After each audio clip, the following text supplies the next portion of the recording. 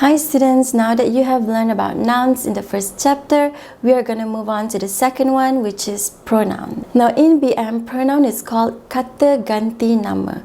We use pronouns to replace noun in a long sentence. For example, in a conversation, I might say, Khadija is my best friend. She is a very loyal person and she has a kind heart.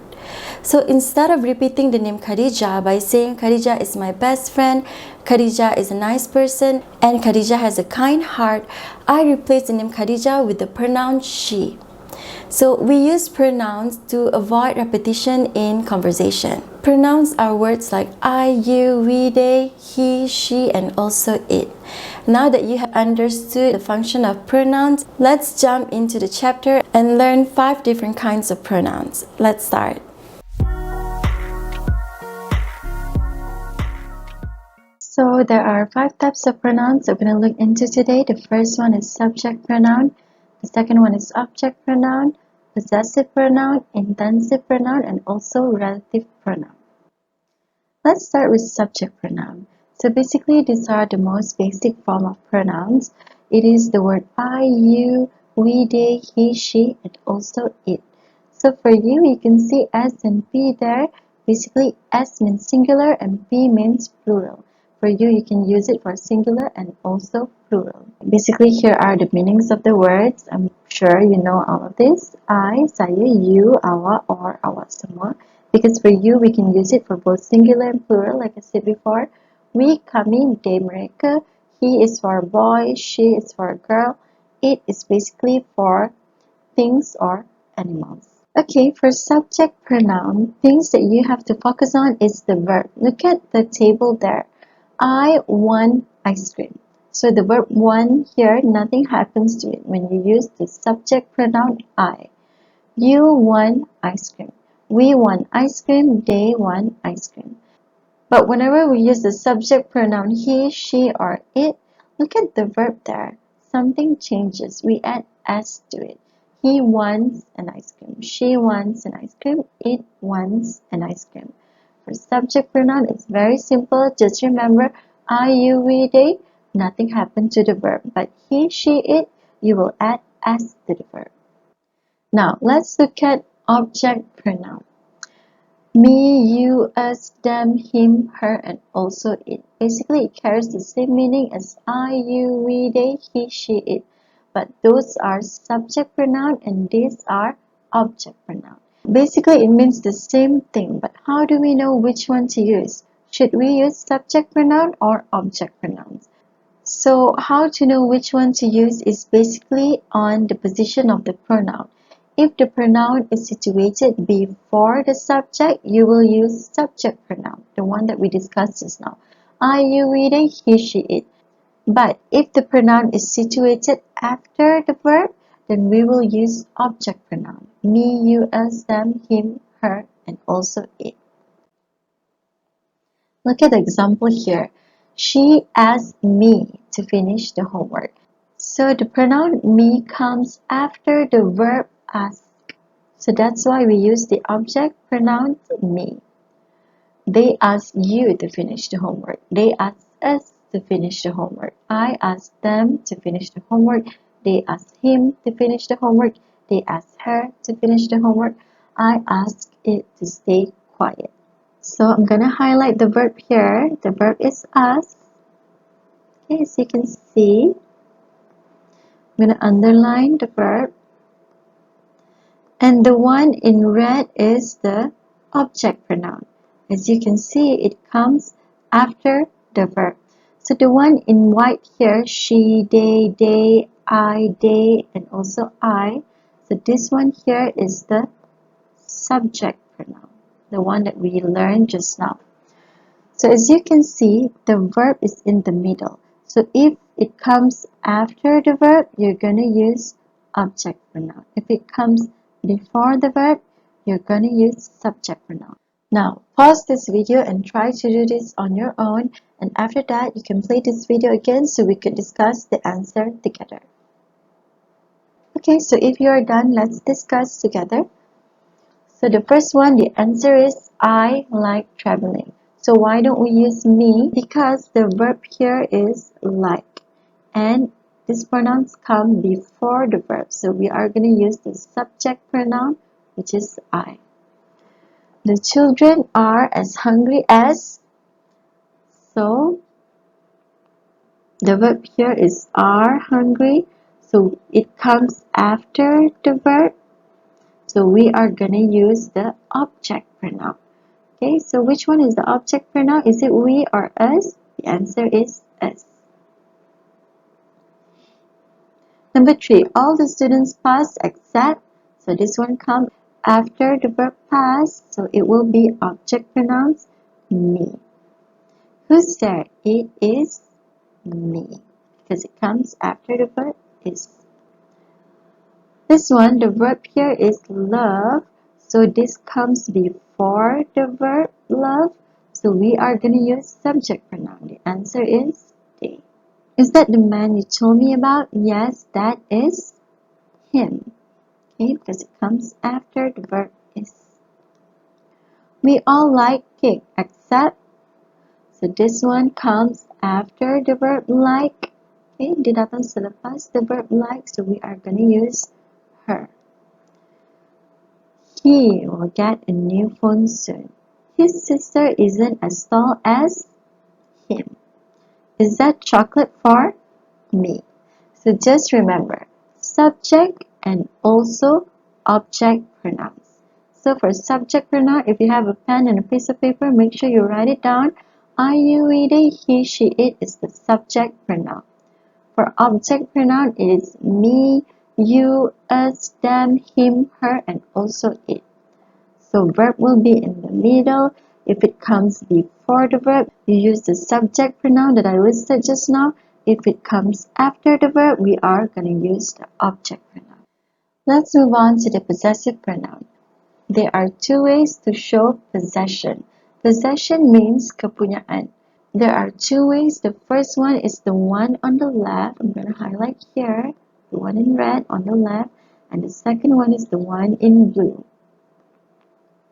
So you can choose whether to use the one on the left or the blue one, which is the one on the right. So basically, if you want to use the red one, like my shirt, your shirt, his shirt, her shirt, our shirt, your shirt, and their shirt, you can use them, but the rule is that it has to come with a noun. So you can see here, the noun is shirt. So it has to be my shirt. Dia kena ada noun selepas dia. Your apa? Your shirt, your phone, your bag. His shirt, her shirt, our shirt, your shirt, their shirt. So you can use everything here, their, your, our, her, and so on, as long as other noun after it. But if you're going to use the one on the left side, which is the one in blue, you are not going to use any noun after it. Okay, tak boleh ada noun atau benda selepas dia. So this one, so mine, yours, his, hers, ours, yours, and theirs. Okay, you can use this if there are no nouns after it. Okay, nothing should come after it. Let's try to do this one together.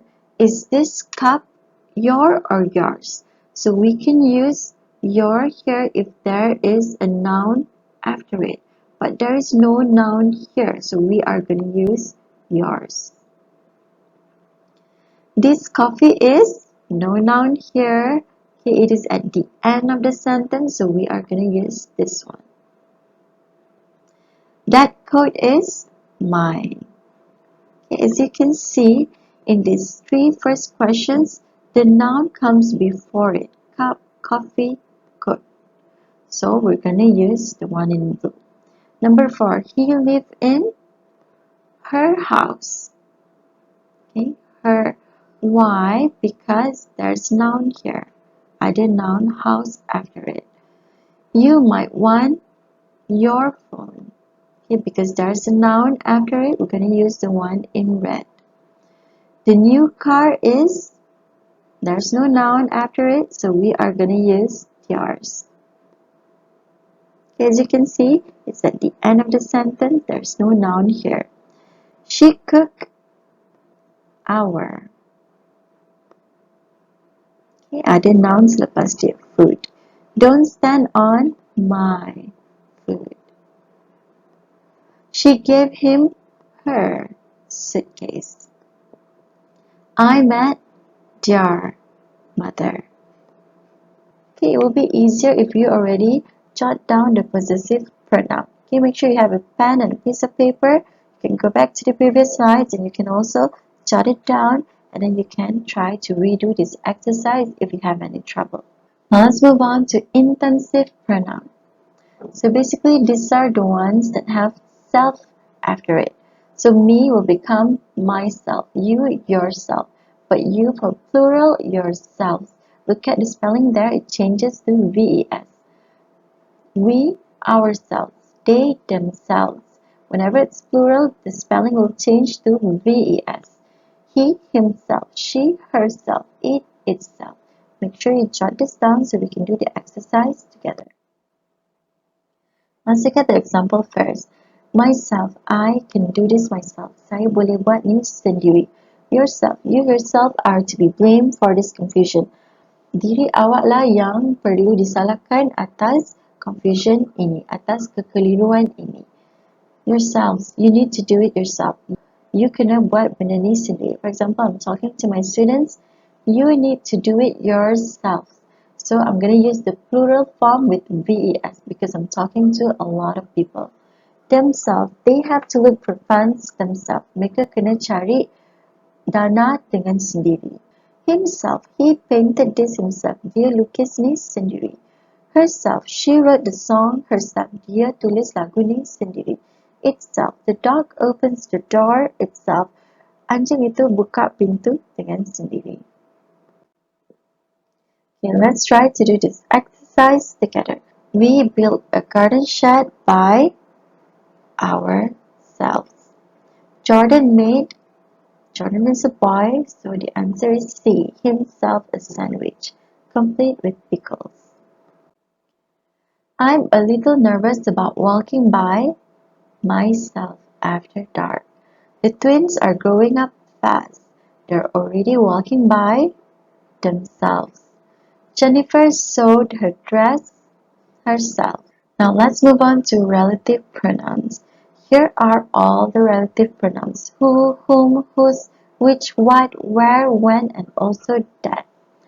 Now, I know that you know the meaning of who, whom, siapa, whose, siapa punya, which, yang mana satu, what, apa, where, di mana, when, bila, that, itu.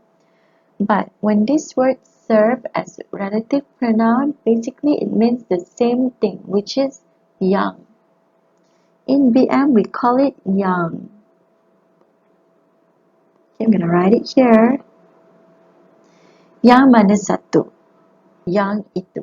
In English, when you want to say young, it depends on the subject. If it's a person, you're going to use who or whom. If it's somebody else's item, orang punya barang, you're going to use whose. If it's barang, you're going to use what or that. If it's a place, you're going to use where. If it's time, you're going to use when. Let's look at the example. The teacher likes students who are hardworking. Cikgu sukakan murid yang rajin. So when you're going to use young for people in English, you are going to use who. She's the woman whom I met in Japan. Dia adalah perempuan yang saya jumpa di Japan. The boy whose phone just rang. Budak laki yang phone dia baru berbunyi. Did you know which cat meowed so loud last night? Awak tahu tak kucing yang mana satu bising sangat semalam? Pardon me, I didn't hear what you said. Maafkan saya tak dengar apa yang awak cakap. The hospital where I was born. Hospital yang mana saya dilahirkan. The day when the concert takes place. Hari yang mana konsert tu berlangsung. The pen that is on the table. Pen yang ada di atas meja. So you can see here, whenever we want to use young in English, we are going to use the relative pronoun who, whom, whose, which, what, where, when, and also that. So pause this video and try to do this exercise on your own. After you're done, you can play the video again and we can discuss the answer together.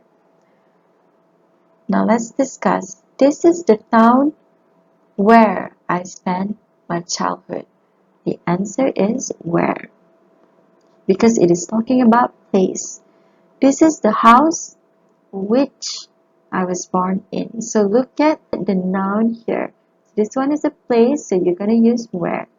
So this one, noun, a house. So the noun here is a house, so we are going to use which. Here is the article which might interest you.